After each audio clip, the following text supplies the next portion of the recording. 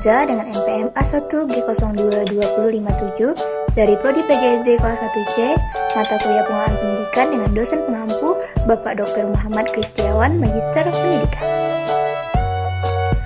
Oke guys, pada kesempatan kali ini kita akan membahas tentang konsep manajemen pendidikan tingkat sekolah dasar. Apa aja sih pokok bahasan yang bakal kita bahas pada bab ini?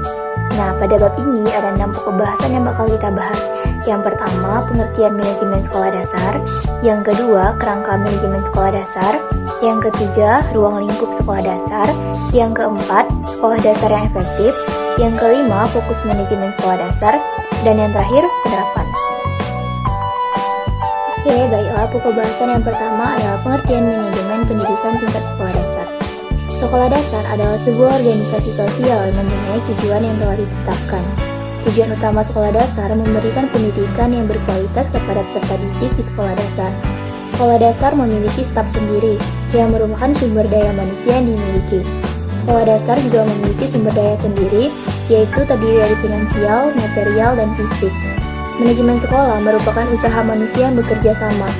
Walaupun kepala sekolah adalah pengelola sekolah, akan tetapi kerjasama guru, orang tua, siswa, dan serta anggota masyarakat sangat penting dengan tujuan agar sekolah dapat dikelola secara efektif dan efisien. Manajemen sekolah dasar merupakan kegiatan atau mengatur sekolah dasar. Dengan kata lain, manajemen sekolah dasar berarti penggunaan orang-orang dan sumber daya yang lain untuk mencapai tujuan sekolah dasar tersebut.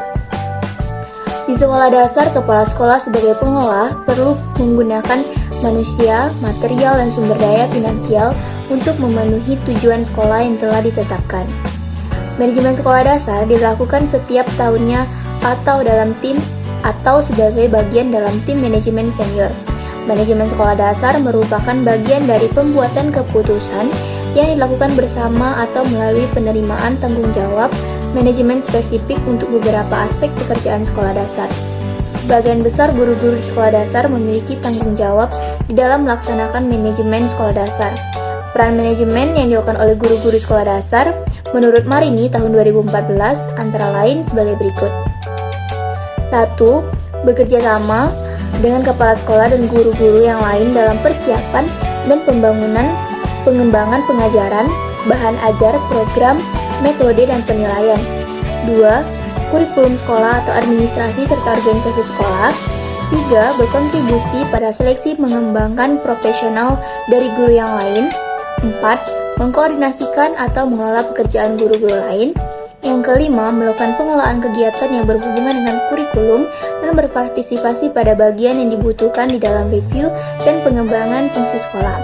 Dan yang terakhir yaitu berpartisipasi dalam tugas administrasi dan orang-orang yang memberikan dukungan kepada guru, serta mengalokasikan peralatan dan material. Lanjut ke materi selanjutnya yaitu kerangka manajemen sekolah dasar. Kerangka manajemen untuk sekolah dasar harus meliputi pernyataan eksplisit mengenai kewajiban dan tanggung jawab semua pegawai sehubungan dengan manajemen pelajaran siswa dan kurikulum. Manajemen kurikulum meliputi semua anggota komunitas sekolah dasar yang bekerja sama sebagai sebuah tim. Pekerjaan dalam sebuah tim di sekolah dasar merupakan hal yang penting, terutama antara pemerintah dan pegawai sekolah dasar, antara pegawai-pegawai sekolah dasar serta pegawai dan orang tua. Kerangka manajemen sekolah dasar ada 7. Yang pertama, jadwal dan prosedur untuk perencanaan anggaran tahunan sekolah.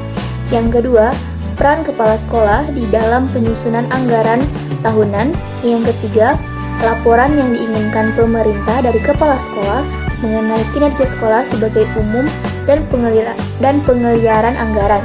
Yang keempat, wewenang yang didelegasikan kepala sekolah. Yang kelima, pengaturan untuk melakukan otorisasi pembayaran. Yang keenam, menyetujui prosedur untuk mengisi kekosongan pegawai.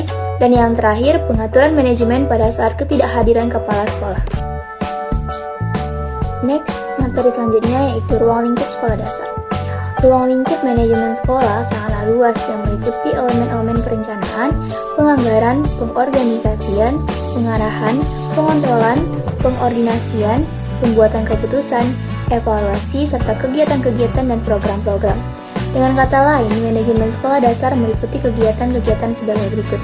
Yang pertama, perencanaan semua kegiatan dan program sekolah dasar pada awalnya, yaitu pengakuan, pekerjaan akademik, kegiatan kurikuler, ujian, promosi siswa ke kelas yang lebih tinggi, pertemuan pegawai, asosiasi guru dan orang tua. Yang kedua, distribusi kegiatan akademik dan co-kurikuler di antara anggota pegawai sesuai dengan minat, kemampuan, dan pengalaman. Yang ketiga, persiapan anggaran tahunan yang menunjukkan penerimaan dan pengeluaran. Yang keempat, persiapan jadwal kegiatan. Yang kelima, penyediaan pegawai. Yang keenam, penyediaan peralatan dan furnitur termasuk pembelian, pemeliharaan, dan perbaikan.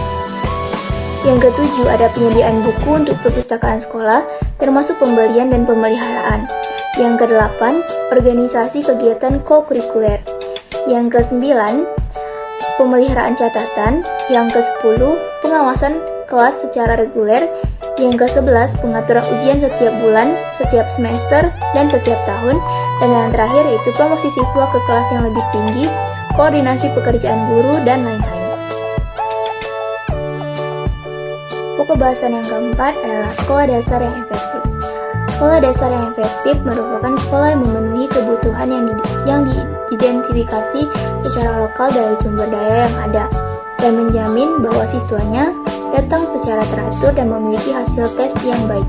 Menurut definisi ini, sekolah dasar yang efektif lebih memfokuskan pada kualitas hasil daripada kualitas proses yang dilaksanakan. Penyampaian ini disampaikan oleh Marini tahun 2014. Karakteristik sekolah dasar yang baik menurut Marini tahun 2014 yaitu 1. Kepemimpinan kepala sekolah yang memiliki tujuan. 2. Keterlibatan kepala sekolah. 3. Keterlibatan pegawai sekolah di dalam perencanaan. Yang keempat, konsistensi, keberlanjutan, dan kemajuan di dalam kegiatan pengajaran. Yang kelima, pendekatan pembelajaran yang terstruktur. Yang keenam, pengajaran yang menantang secara intelektual. 7. Lingkungan yang berpusat pada pekerjaan dan iklim kerja yang positif. 8. Tugas yang terdefinisi secara jelas. 9. Komunikasi yang baik antara guru dan siswa. 10. Catatan tertulis. 11. Keterlibatan orang tua dan masyarakat. Dan yang terakhir, pekerjaan yang ditunjukkan dan bernilai. Materi yang kelima yaitu fokus manajemen sekolah dasar. Manajemen sekolah dasar merupakan proses di mana kepala sekolah dasar selaku administrator bersama atau melalui orang lain berupaya mencapai tujuan institusional sekolah dasar secara efisien. Fokus manajemen sekolah dasar adalah memberikan bekal kemampuan dasar kepada siswa untuk mengembangkan kehidupannya sebagai pribadi, anggota masyarakat, warga negara, dan anggota umat manusia, serta mempersiapkan siswa untuk mengikuti pendidikan menengah. Materi yang terakhir yaitu penerapan. Untuk meningkatkan mutu lembaga pendidikan, ada 5 hal yang harus diterapkan menurut Baharudin tahun 2010, yaitu 1. Pengembangan dan perbaikan kurikulum berbasis kompetensi. Yang kedua, memperhatikan kondisi kebutuhan siswa dan masyarakat. Yang ketiga, sistem evaluasi yang ada hendaknya dirancang dengan berbasis keahlian peserta didik.